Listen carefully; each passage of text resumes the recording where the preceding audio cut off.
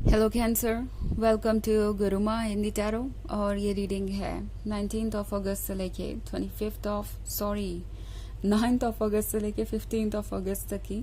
तो चलिए देखते हैं आपके लिए क्या मैसेजेस है इस वीक में और आप क्या एक्सपेक्ट कर सकते हैं अपनी लव लाइफ में। Messages for cancer.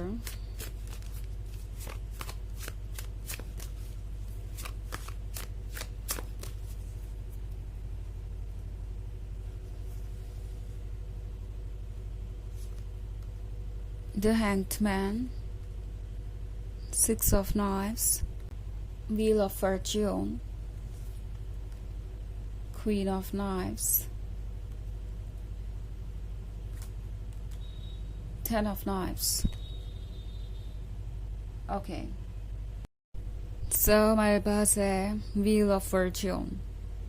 Wheel of Fortune आपसे कह रहा है कि बस वेट कीजिए और देखते जाइए कि चीज़ें कैसे बदलती हैं। यानी इस वक्त आपको कोई एक्शन लेने की ज़रूरत नहीं है, बिकॉज़ आप एक ऐसी सिचुएशन में हो सकते हैं जहां अब आप बहुत ज़्यादा फ्रस्ट्रेट हो चुके हैं या परेशान हो चुके हैं और सोच रहे हैं कि आपको कुछ करना चाहिए इस बारे में, क्योंकि मैं 10 ऑफ नाइफ्स वाली सिचुएशन में देख रही हूँ आपको। ऑब्वियसली ये पेनफुल है। सो पॉसिबली कोई आपको वैसे ट्रीट कर रहा है जैसे कि उन्हें नहीं करना चाहिए, एंड मोस्ट प्रोबेबली यहाँ बात हो रही है साइलेंट ट्रीटमेंट की, क्योंकि हमारे पास 6 ऑफ नाइफ्स भी है। तो शायद ये पर्सन आपके किसी बात का जवाब नहीं देना चाहता, आपको अवॉइड कर रहा है, ना आपके कॉल्स पिक कर रहा है या ना आपके मैसेजेस का रिप्लाई कर रहा है। हो सकता है आप फ्रस्ट्रेटेड हो और ये सब बिना किसी एक्सप्लेनेशन के ये आपसे दूरी बना चुके हैं और आप सोच रहे हैं कि पता नहीं क्या हुआ क्या नहीं। ऑब्वियसली क्यूरियस माइंड है तो आपके दिमाग में सवाल तो होंगे ही, बट इस वक्त जो समझना ज़रूरी है वो ये कि ये पर्सन आपके साथ एक माइंड गेम खेल रहा हो सकता है, और इस वक्त आपका किसी भी तरीके का एक्सप्लेनेशन मांगना या कोई भी आंसर ढूंढना किसी काम नहीं आएगा। व्हील ऑफ फॉर्च्यून आपसे कह रहा है कि रुकिए, ये पर्सन एक्चुअली इस रिलेशनशिप को छोड़ना नहीं चाहता था।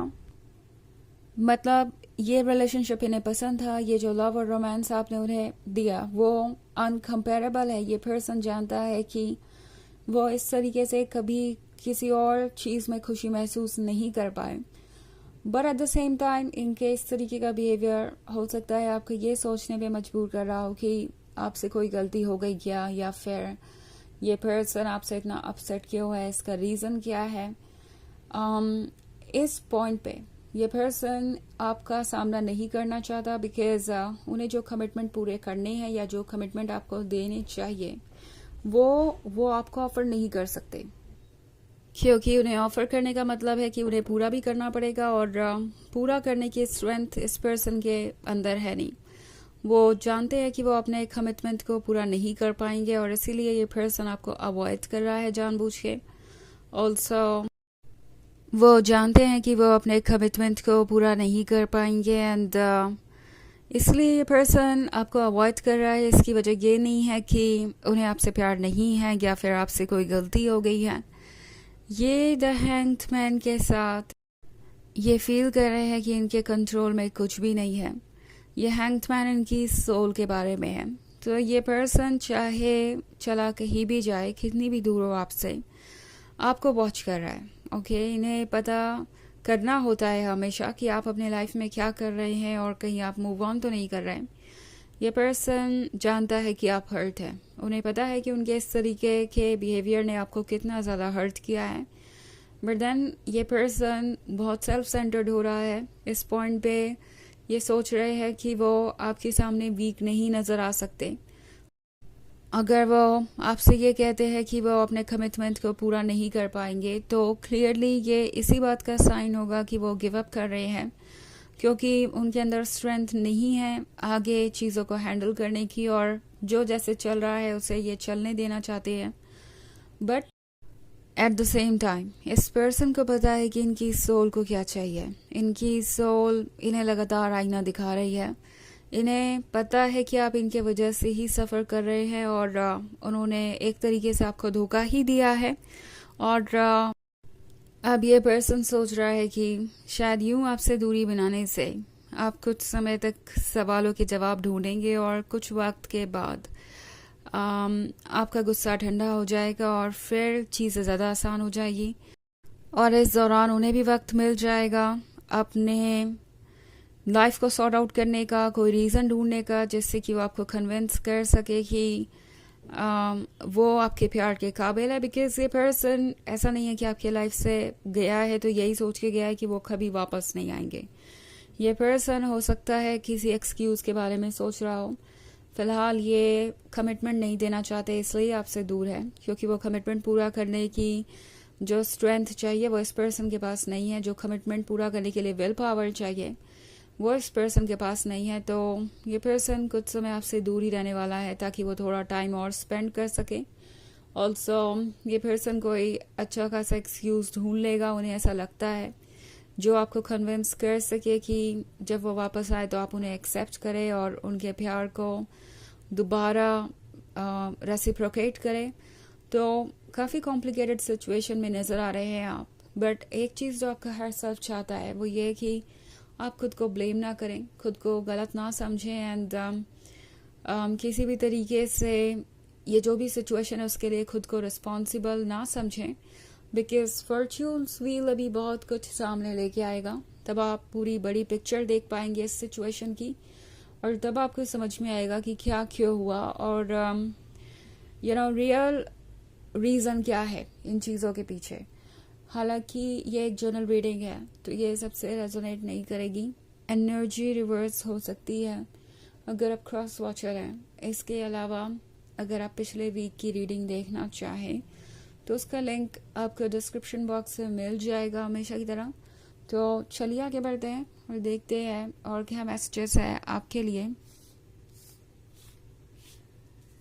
Messages for cancer, the moon, Prince of Grails, Seven of Grails, Daughter of Knives and the Queen of Scepters. So Queen of Scepters है यहाँ पे। टैरो आपको ये रिमाइंड करवाना चाहता है कि एग्जैक्टली आप है कौन। ओके, याद कीजिए कि ये पर्सन आपकी तरफ अट्रैक्ट क्यों हुआ था। आप अभी भी वही पर्सन है, उतने ही कॉन्फिडेंट, उतने ही गॉर्जियस, उतने ही परफेक्ट। बट हो सकता है कुछ टेम्प्रोरी चीज़ों के कारण आपका खुद को देखने का नज़रिया बदल गया है। इस पर्सन के बिहेवियर के कारण आप ये सोच रहे हैं कि शायद आप इतने भी वर्दी नहीं हैं जितना आप खुद को समझते हैं, या आप किसी के लिए स्पेशल नहीं हैं। ये पर्सन काफ़ी ज़्यादा डाइसी है इस सिचुएशन को लेके, मतलब उन्हें एग्जैक्टली अभी पता ही नहीं है कि उन्हें करना क्या है। बट चूंकि यहाँ पे प्रिंस ऑफ ग्रेल्स है तो जल्द ही ये पर्सन आपको अप्रोच करने की कोशिश करेगा, क्योंकि द मून के साथ ये पर्सन फ्रस्ट्रेट हो जाएगा अपने ही अकेलेपन से। द मून दर्शाता है इनके स्ट्रगल को, ना सिर्फ इनके पास अकेलापन है बल्कि गिल्ट और शेम भी है।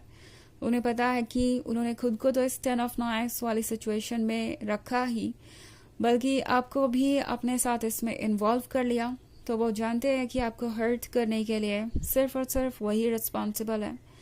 7 ऑफ ग्रेल्स के साथ ये कोशिश कर सकते हैं अपने आप को फ्री करने की किसी भी तरीके के बॉन्ड से, किसी भी तरीके की फीलिंग से, बट वो नहीं करना चाहते, या यूं कहूँ कि कर नहीं पा रहे। इस पॉइंट पे ये पर्सन ऐसा लगता है कि पूरी तरीके से हेल्पलेस है। डॉटर ऑफ नाइफ्स के साथ उन्हें पता है कि अब आप उन्हें और ज़्यादा खुद को हर्ट नहीं करने देंगे। ये पर्सन प्रिपेयर करेगा खुद को, कुछ आपके सवालों के जवाब ढूंढेगा और फिर वापस आएगा। बिकॉज वापस आने का इनका इरादा मुझे क्लियरली दिख रहा है। तो चलिए देखते हैं आपके लिए ऑरेकल मैसेज क्या है।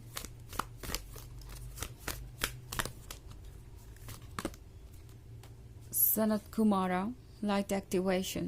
Shine your light. Your internal guidance is coming through loud and clear.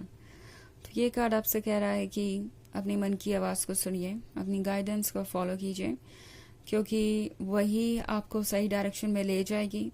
आपके अंदर बहुत सारी विस्डम है और आपकी ये जो लाइट है, आपकी ये जो पॉजिटिविटी है, वो आपको भी हील करेगी और इस पर्सन को भी इसकी आदत पड़ चुकी है, तो ऑब्वियसली आप एक्सपेक्ट कर सकते हैं कि ये पर्सन वापस आएगा। सो ये है रीडिंग इस वीक की। आई होप आपको अच्छी लगी होगी। Thanks for watching. Till next video, bye.